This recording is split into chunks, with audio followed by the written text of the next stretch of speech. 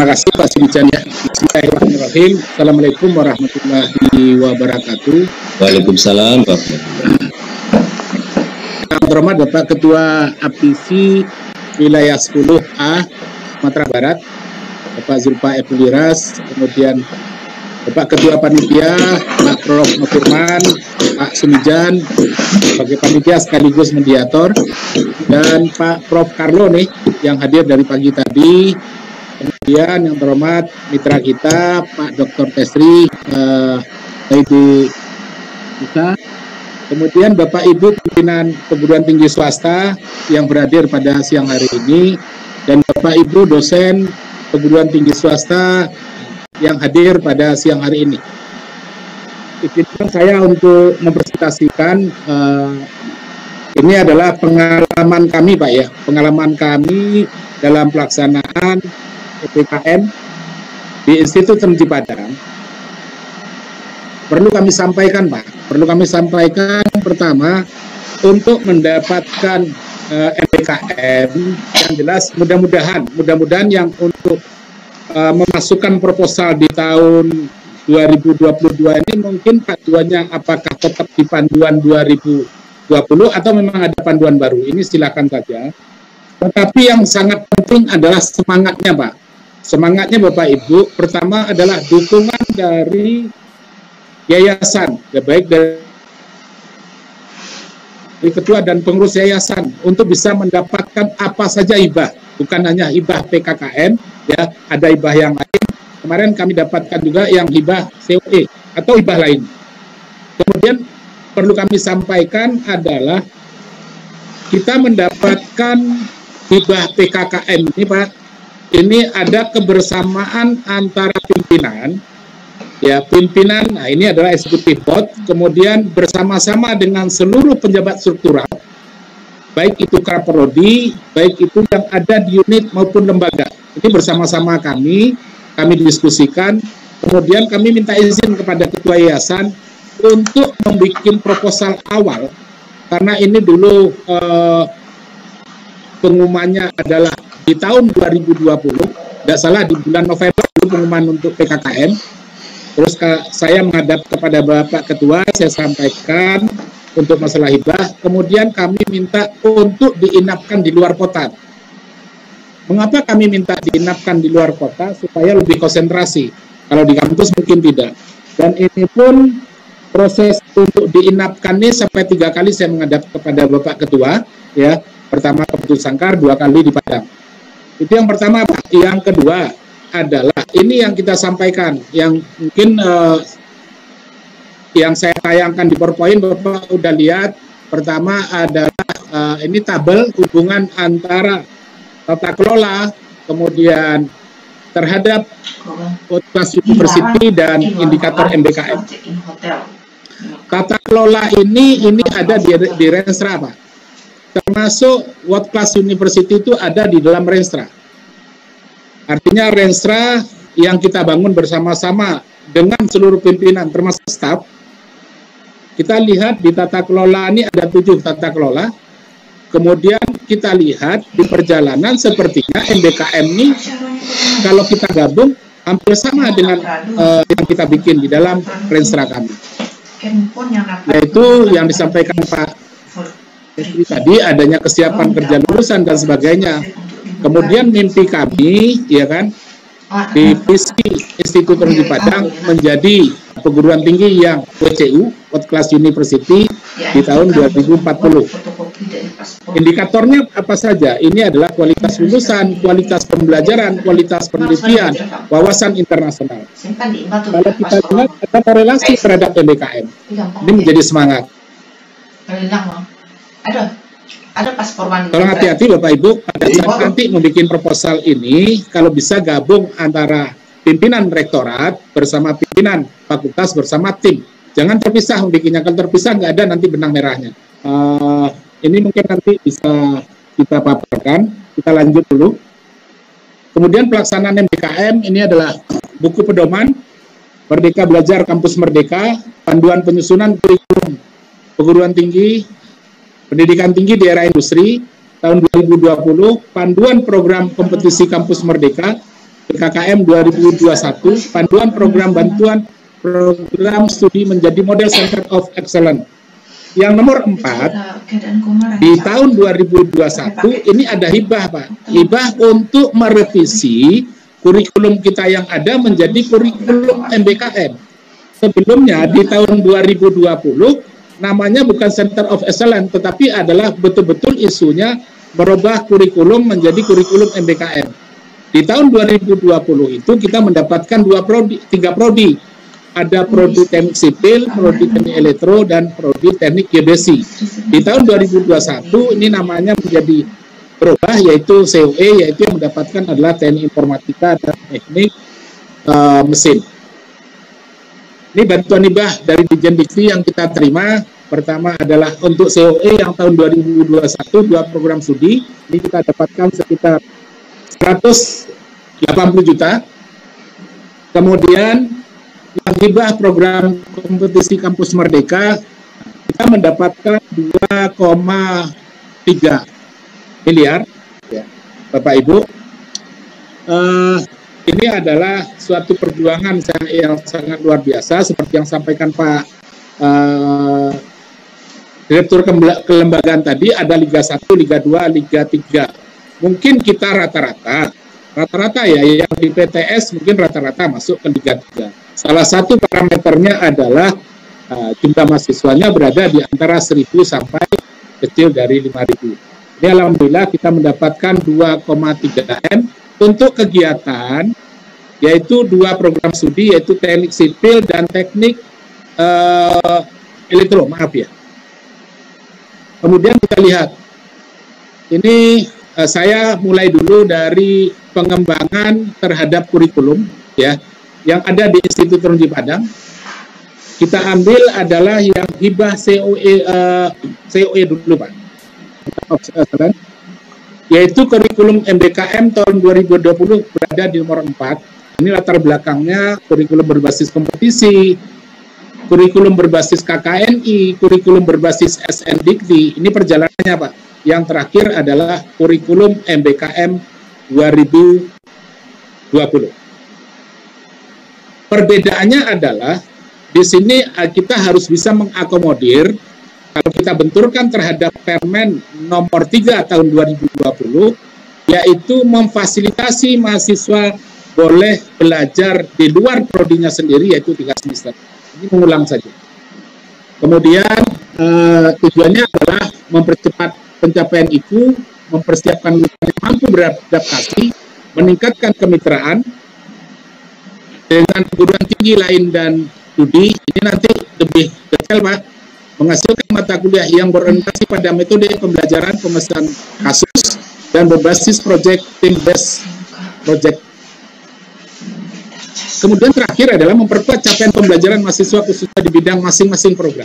Ini apa yang berbeda di sini dari kurikulum ini adalah adanya kemitraan dengan studi yang sekarang namanya Ludika, dunia usaha, dunia industri, dunia kerja.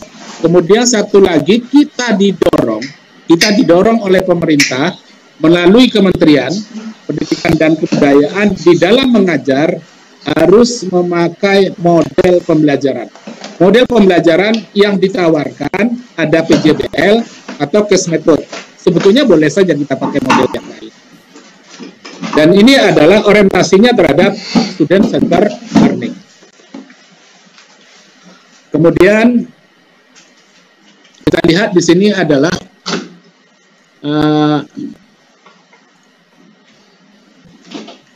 nomor satunya adalah membentuk tim kurikulum, melaksanakan bedah kurikulum bersama narasumber dari akademis dan studi.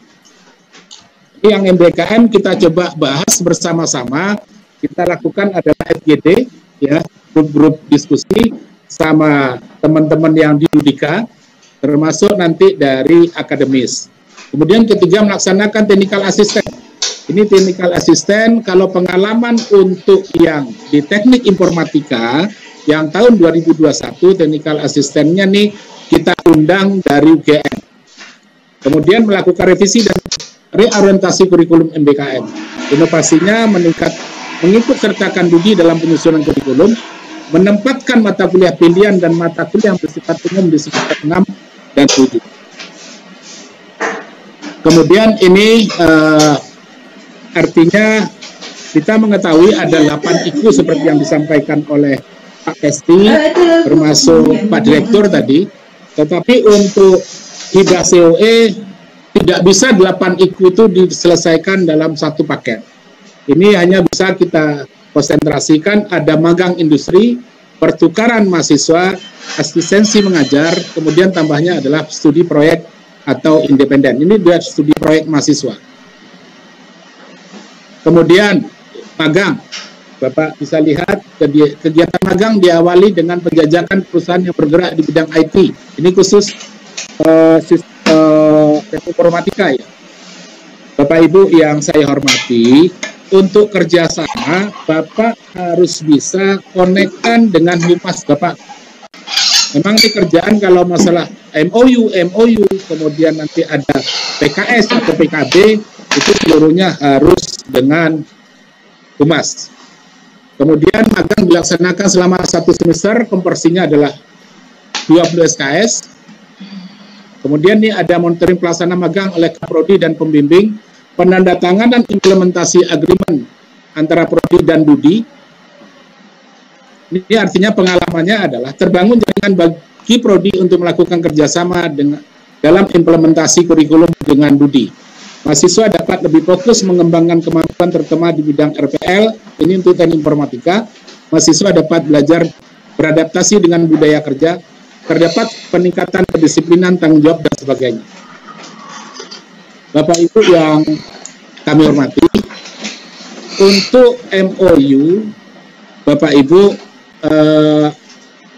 kita yang untuk informatika belum begitu banyak, tapi nanti untuk yang teknik sipil maupun teknik elektro udah cukup banyak kita bekerja sama dengan Budika. Tetapi sebagai catatan Bapak Ibu, untuk meminta anak magang, ini persoalan kita di BTS yang saya coba sampaikan. Permasalahannya adalah pada saat kegiatan magang ini kita laksanakan, kalau dari dana kita sendiri, dari dana yayasan ya, artinya dana operasional, mungkin tidak akan sanggup kita melaksanakan Bapak Ibu. Karena anak-anak pada saat disuruh magang ke perusahaan, dia pasti akan meminta uang transportasi. Anak-anak pasti akan meminta sedikit uang saku. Ini pengalaman saya pada saat merencanakan magang untuk semester genap ini tahun akademik 2021-2022. Ini adalah masukan dari pimpinan, yaitu dekan Fakultas Teknik. Kemudian ini saya bawa ke rapat dengan Kaprodi, saya sampaikan, kalau ini kita fasilitasi dengan dana operasional kita, ini seluruhnya tidak akan sanggup kita. Mengapa? Karena untuk Sumatera Barat, Bapak Ibu, uang kuliah 1 semester udah termasuk pembangunan, ITP membuat adalah 7 juta kurang sedikit, 6.990.000, supaya nggak kelihatan 7 jutanya. Tapi kalau udah kita naikkan uang kuliah di atas itu, saya rasa enggak. Dan saya terbuka di forum ini, uang kuliah yang kita tetapkan adalah 7 juta kurang sedikit itu, kita kalikan dengan jumlah mahasiswa. Kemudian beban kita di PTS sekarang, masa sekarang dan masa depan, adalah beban pertama yang tanggung jawab kita dosen. Dosen harus dosen tetap. Kami punya dosen tetap sekitar 90, tambah dengan karyawan adalah sekitar 45, berarti 135. Ini adalah fit cost. Untuk membayar fit cost, termasuk untuk pengembangan sarana prasarana, dana untuk program kerja, peningkatan daripada prodi, kami hanya tinggal untuk yang tahun 2022, Bapak Ibu. Mengapa kita sebut tahun 2022? Kita memakai tahun kabisat, mulai dari Januari sampai ke Desember. Waktu raker kami bersama dengan pengurus yayasan, bersama dengan ketua yayasan, dana untuk program kerja, prodi dan unit yang lain, itu hanya tinggal sekitar 1,8 M. 1,8 M untuk kegiatan normatif, ya artinya yang standar aja mungkin enggak bisa kita laksanakan. apalagi untuk mendukung MPKM. Maka jalan keluarnya adalah ayo bareng-bareng kita bikin proposal, ya kan? Dan kami terbuka untuk mari kita belajar bersama-sama. Kebetulan ya dosen ITP termasuk pimpinannya ada keinginan besar untuk membesarkan ITP, maka mau bersakit-sakit. Dengan bersakit-sakit tadi kita mendapatkan hibah ini. Tapi jujur Pak, untuk program MBKM kalau tidak ada bantuan dari pemerintah, ini akan terjadi keterlambatan atau perlambatan di PTS untuk menjalankannya. Kemudian di pertukaran mahasiswa, pengalamannya baik, Prodi dapat berdiskusi. Cuma pertukaran mahasiswa, ini saya potong saja. Ini perlu kita diskusikan dengan universitas yang kita tuju atau institusi yang kita tuju. Perlu ada kesepakatan, Ini pengalaman saja. Kemarin kami menyiapkan untuk exchange student atau pertukaran mahasiswa semester genap. Saya contohkan kami udah MOU dengan ITENAS. ITENAS menawarkan adalah hybrid. Sementara kita udah kuliah tatap muka langsung di kampus. Ini pun belum punya kesepakatan. Kemudian kami ada kerjasama lagi dengan Institut Teknologi Nasional Yogyakarta. Masih belum ada kesepakatan. Pertama yang belum bisa kita sepakati adalah mata kuliahnya belum sama di semester 6 ini Pak. Ini yang menjadi PR kita bersama kalau akan membangun untuk exchange student. Dan kami belum bisa memaksimalkan 20 SKS untuk pertukaran mahasiswa. Oke, kemudian ini ada asistensi mengajar. Ini adalah bukan hanya mengajar, menjadi asisten di SMA atau SMK, tapi ikut membantu. Ini pun kita kompresikan 20 SKS. Kemudian ada program tambahan. Ini yang dari informatika sebagai anu saja. Magang industri jumlah mitranya hanya 2, dosen pembimbing 2, jumlah mahasiswa 2. Bayangkan Bapak Ibu, untuk membangun ini kita tidak bisa terlalu besar ya. Pertukaran mahasiswa hanya 1 nih, dosen pembimbing 1, jumlah mitranya 1, jumlah mahasiswanya 2. Asisten mengajar hanya ada jumlah mitranya 3 sekolah, student independen. Kemudian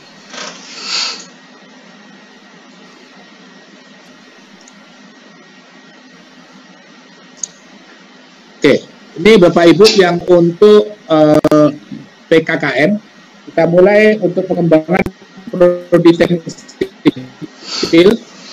Di teknik sipil ini kita punya 3 kegiatan.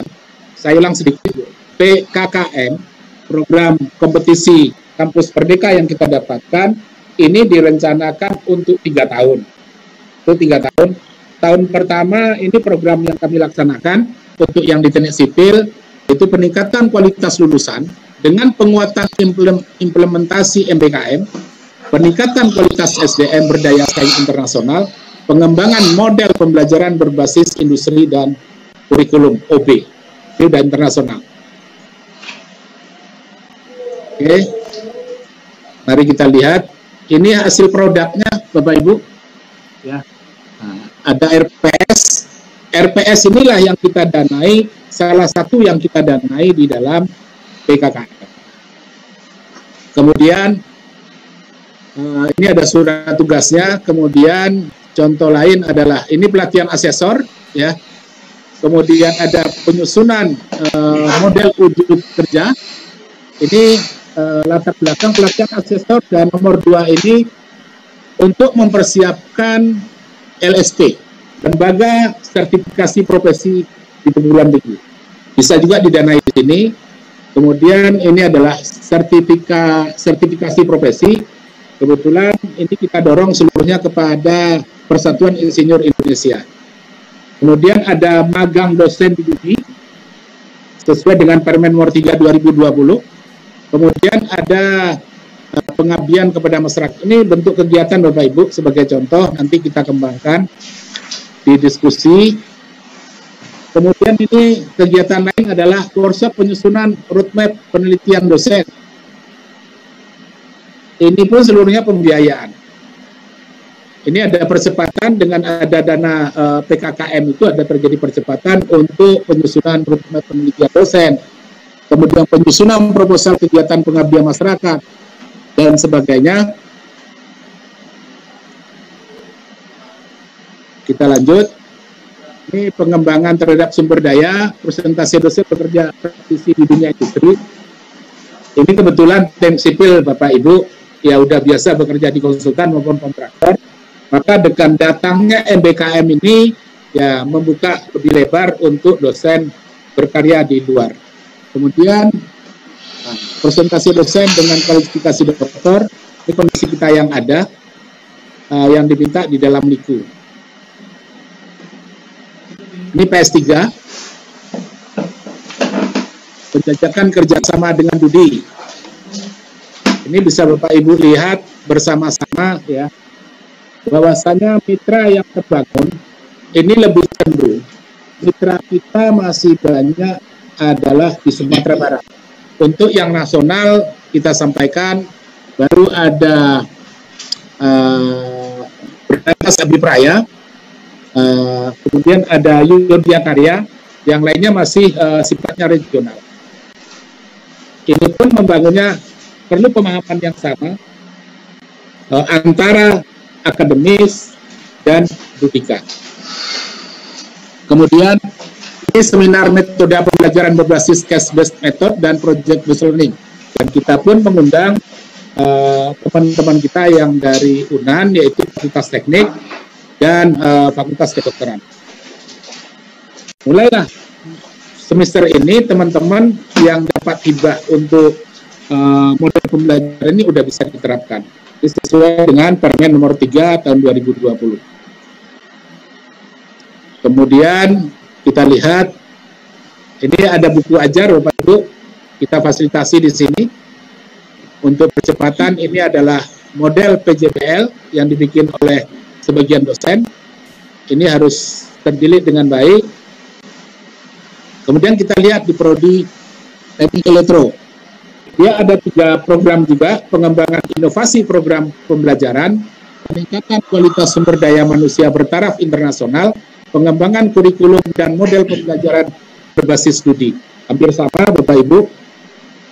Ini bentuk kegiatannya ada visiting profesor untuk Q100 dengan Unpedak. Ini adalah dengan Malaya University. Kemudian pelatihan asesor ini sama dengan sipil. Kemudian ada seminar yaitu strategi program studi menuju akreditasi internasional. Kita undang juga dari UNAN. Kemudian ini adalah roadmap penelitian dari dosen-dosen. Kalau tidak dengan dana ini mungkin agak pelan nih Bu. Mungkin tidak akan terjadi adanya roadmap. Susah kita untuk mendorong teman-teman untuk bikin roadmap penelitian. Kemudian kita lanjut. Ini adalah bentuk kegiatan FGD bidang kurikulum, ya. Artinya mengundang Dudi untuk bersama-sama membangun kurikulum MBKM. Ini lembaran job sheet bersama dengan ini yang untuk di labor. Kemudian ini satu lagi adalah institusional support system atau ISS. Ini kita bangun direktorat untuk peningkatan sistem informasi kita. Dan pada saat ini kita sudah menyiapkan seluruh modul. Ada modul pertukaran mahasiswa, modul magang, modul KKN tematik, modul mengajar di satuan pendidikan. Seluruh modul sesuai dengan yang 8 itu. Yang terakhir adalah seluruh modul ini dan telah kita aplikasikan dengan meluncing sistem informasi MBKM bersama dengan Pak Dirjen. Ini kelebihannya dengan dapat dana ini bersama dengan Kepala L2 Dikti. Bapak Ibu yang saya hormati, ini sedikit Pak, saya mengambil dari buku panduan Merdeka Belajar Kampus Merdeka tahun 2020. Ini Pak Nizam yang berbicara sebagai pengantar. Permendikbud nomor 3 tahun 2020 memberikan hak kepada mahasiswa untuk 3 semester Ini mengulang saja supaya kita familiar di luar program studinya. Kemudian melalui interaksi yang erat antara perguruan tinggi dengan dunia kerja dan dunia nyata. Ini mengapa saya adopt adalah ini implementasi terhadap Permen nomor 3 tahun 2020. Mari kita baca seluruhnya Bapak Ibu. Lembarannya nggak salah Permendikbud nomor 3 tahun 2020 ini 76 lembar. Cuma sebagai catatan di sana ada untuk masalah pembiayaan. Ini mungkin bisa kita diskusikan. Kemudian ini yang saya sampaikan tadi Bapak Ibu. Rencana kegiatan MBKM semester genap tahun 2021-2022. Yang sekarang untuk sampai ke selanjutnya, sampai ke September. Contoh Bapak Ibu, asistensi mengajar. Kita udah bermitra dengan 30 SMK dan SMA. Pada umumnya bersedia. 2 sekolah yang menyampaikan kebutuhan. Cuman untuk mendorong anak mengambil kegiatan asisten mengajar ini selalu pertanyaannya, adakah transportasi, biaya transportasi ke sana Bapak Ibu? Kemudian termasuk exchange student. Ini adalah mitra kita sudah ada 18 perguruan tinggi, 17 perguruan tinggi pada umumnya bersedia. ITENAS hybrid, ITNY menunggu jadwal FGD, UP menunggu jadwal FGD. Jadi sampai hari ini belum ada kepastian. Adalah seperti yang kita sampaikan tadi, mungkin mata kuliah di semester 6-nya tidak sama. Sementara yang kita baca adalah apakah itu asisten mengajar, maupun exchange student, maupun magang, maupun KM tematik ini harus nanti dikorelasikan terhadap 20 SKS. Pengalaman kami, Bapak Ibu, dengan dana PKKM kemarin, kita meminta anak kita untuk ikut magang dengan perusahaannya telah kita carikan dan telah MOU dengan ITB. Kemudian di dalam itu harus hati-hati kita, setelah anak magang ini kan harus disidang dia di kampus. Artinya ada pembimbing lapangan dari Dudika, ada pembimbing dari kita sebagai dosen, dan waktu ujian inilah yang mau kita lihat. Yang menjadi tanda tanya Bapak Ibu, kalau nanti anak kita tidak dapat sama sekali, sementara dia mau kita konversi nih ke 20 SKS, ini yang perlu hati-hati, perlu kita dalami lagi, dan ini perlu ada sosialisasi yang jelas kita kepada mahasiswa, karena harapan kita mahasiswa tentu punya inisiatif, ya kan? Kemudian dia kreatif, mau kolaboratif, dan sebagainya. Ini saran untuk menjalankan MBKM, saran untuk kita bersama, karena kita senasib sepenanggungan nih Bapak Ibu. Badan Penyelenggara Pendidikan PTS harus mencari income generate yang lain selain uang kuliah mahasiswa. Karena untuk menjalankan Permendikbud nomor 3 tahun 2020 dibutuhkan biaya lebih. Artinya untuk mendorong MBKM tadi. Kemudian pimpinan PTS bersama-sama dengan seluruh dosennya harus mencoba ikut program hibah yang ditawarkan pemerintah. Seperti yang disampaikan oleh Pak Direktur Kelembagaan tadi. Khususnya Dirjen Pendidikan Tinggi maupun Dirjen Vokasi. Ketiga, kita mohon kepada pemerintah melalui Kementerian Pendidikan Tinggi, khususnya Dirjen Pendidikan Tinggi dan Dirjen Vokasi, bisa memberikan bantuan lebih atau khusus kepada PTS agar bisa menjalankan Permendikbud nomor 3 tahun 2020. Itu mungkin Pak Sukian, Bapak Ibu pimpinan yang bisa kita sampaikan, dan kita terbuka untuk tanya jawab di sesi ini. Demikian Pak Sukian, terima kasih. Assalamualaikum warahmatullahi wabarakatuh. Waalaikumsalam warahmatullahi wabarakatuh. Terima kasih, luar biasa.